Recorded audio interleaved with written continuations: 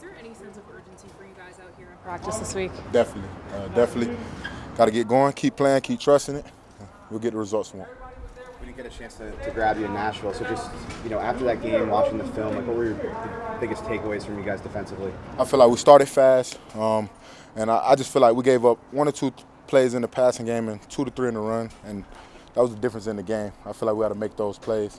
And I had a flag on the 3rd and long. Got to be better on that. So a couple plays we can clean up. What could you have done differently on that play you mentioned? I don't really know, bro. It's tough. It's a boom play. I'm trying to keep them out of field goal range, so I don't really know how they want me to play it. I cannot be aggressive, but just try to get my strike zone lower. Just keep working within the rules. How much lower can you get though? I don't know, bro. That's what I'm saying. It's hard in those split seconds when you're trying to. But like I said, it cost my team 7 points that drive, so I got to be better and whatever I got to do to make it work. What did you see on those 2 plays over the top? Obviously, the 70-yarder to Burks and the 49-yarder in the fourth quarter just looked like the same coverage that you guys were in. Just what did you feel like happened on those 2 plays? We just got to be better with our eyes. I feel like we let the receivers get on top of us, and just knowing the personnel who in the game, who coming in the game, Burks and D-Hop, they're not coming in the crack. So just us being more aware of the situation. And then you guys obviously played the Vikings in 2021, went up against Justin Jefferson. What do you remember from that game? Hell of a player. Like I say, he's a guy that can get open, create separation, makes a lot of plays for his team. And we got to be ready to take him away this game. Have you guys looked back at that film this week? From the 2021 From the game? first, yeah, but it's definitely, they got a different coordinator. Like I said, it's different plays, different coordinator. But you definitely can take things out of the game. You know what I mean? The Vikings have lost, I think, 6 fumbles so far this season. Have you guys done anything in practice to try and capitalize on those turnovers? We do that every day. We do daily drills every day, getting ourselves ready to get takeaways and get the ball. Like I said, we haven't got the results that we want, on defense, but we're going to keep working, and the turnovers will come. I think we're +2 right now, but we'll continue to get better at that. How close do you think you guys are from being where you want to be? Very close, but like they always say, you got to do something about being close. You can't just be close in this league. You got to make it happen. How much are you kind of that voice for this young secondary, and how much are you trying to bring those guys along with you? I am the voice to the secondary, and like I said, it starts with me getting better and relaying the message, making sure everybody communicating, seeing it the same, and we getting off the field when it counts on the 3rd down, and we ain't making the penalties to keep us on the field, to keep the drives going. Derwin, couple rough games for Asante and Michael Davis. Just how much faith do you have in them that they can turn it around? I got all the faith in the world. Like I say, everybody focus on the results, and like I say, we know the sense of urgency that we got to get. We're going to play harder, and we're going to continue to get better. We got better today at the practice field, and I got all the confidence in the world in all my guys. Obviously, you guys you're focused on trying to win this next game, but there's a huge difference in making the playoffs if you start 0-3 as opposed to 1-2. Are you guys aware of that? I mean, you get 17 games to play, man. You got to win. You try to win every game that you play. You can't put them in no order, the ones you're supposed to win. Like I said, we got to line up, and we just got to take it one at a time. We can't think of 1-2 or 1-4 or 2-4, 2-2. It don't matter. We just got to worry about Sunday and take care of that one. With the numbers your offense has put up, is there any sort of, obviously nobody's pointing fingers, but blame you feel for what you've done on defense? We definitely take it upon ourselves. We got a lot of pride on defense. Our object every week is to keep the points off the board and to get takeaways for the offense. So, of course, we want to be better in that aspect, of course.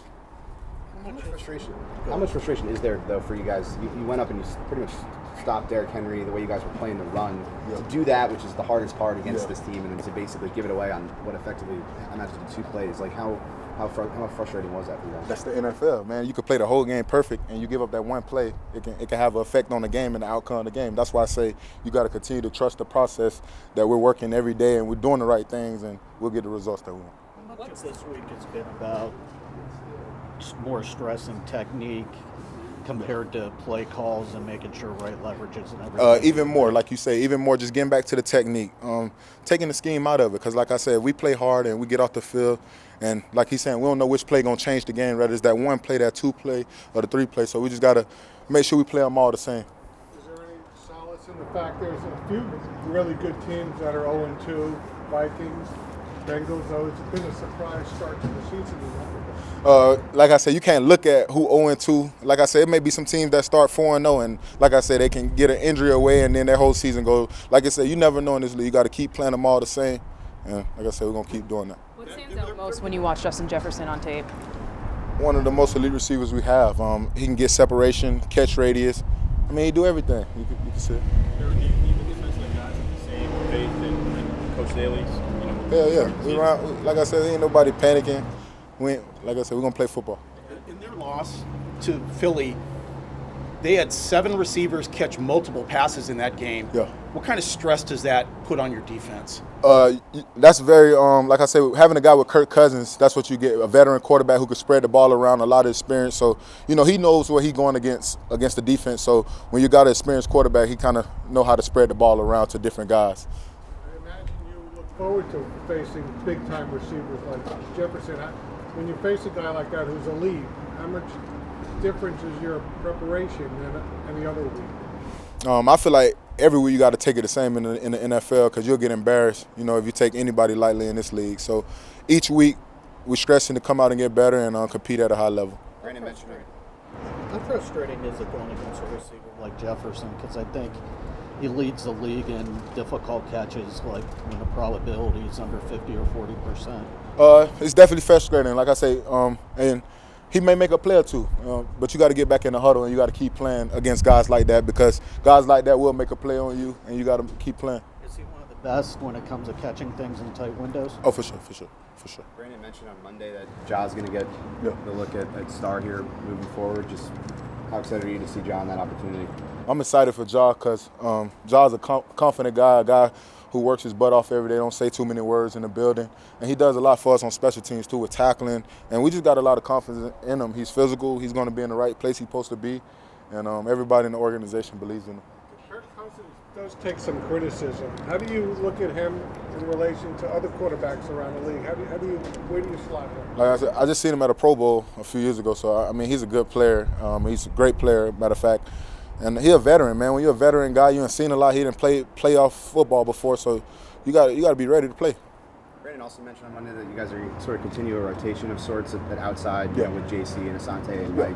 Just from your perspective, how challenging is it to run this defense when you have moving pieces in the secondary, and how important is it to maybe settle on a group so that you guys can find that continuity? I feel like as a player, it's definitely you want to get that rhythm and establish that rhythm of playing. So I know those guys want to get out there and compete every play, but it's a good problem to have when you're having depth. And like I said, we're gonna get everything sorted out. We're gonna do what we need to do to play. What have those conversations been like? And has it been frustrating these first 2 weeks? And what have you guys talked about? Moving forward to fix the issues. Definitely been frustrating. We haven't got the results that we wanted, but we're gonna keep working hard. We're not panicking. We're not quitting. We're not turning our back on each other. We're gonna continue to get better each and every week.